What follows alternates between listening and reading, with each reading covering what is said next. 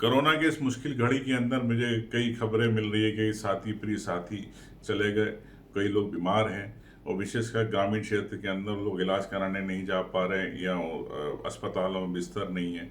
तो मैं आपसे यही कहना चाहता हूँ, अनुरोध जो मैंने भी एक घर में ट्रीटमेंट किया, रेमेडी की, मैं आपको बताना चाहता हूँ कि हम नींबू का कई समय से उपयोग करते आए। नींबू की आप 3 या 4 बूंद दोनों नाक के अंदर 3-3 4-4 बूंदे डालें और जोर से सांस खींचे ताकि उसका नींबू का रस आपके गले तक आ जाए। उससे फ़ायदा ये होगा कि आपको जो कफ हो, सर्दी हो, उसमें आपको आराम मिलेगा। दूसरा, उससे उसके बाद आप ये ध्यान रखें कि उसके बाद एक गुनगुना पानी लें गिलास के अंदर, उसमें नींबू डालें का रस और हल्दी डालें और नमक डालें और कुल्ले कर लें।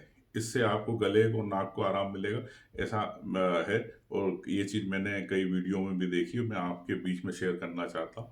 अगर आपको नाक में दर्द हो, जलन हो, तो उसके लिए आप नारियल का तेल थोड़ा सा दोनों नाकों के अंदर लगा लें ताकि उससे आपको जलन कम होगी। लेकिन इससे मुझे विश्वास है कि आपको फ़ायदा होगा, तत्काल फ़ायदा होगा।